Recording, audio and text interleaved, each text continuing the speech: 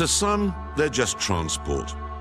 A convenient alternative to highly flammable dirigibles or walking. But you understand, cars are far more than this. They are our history. They mark the moments by which we define decades. Cars are some of the most intoxicating, most beautiful things ever forged by mankind.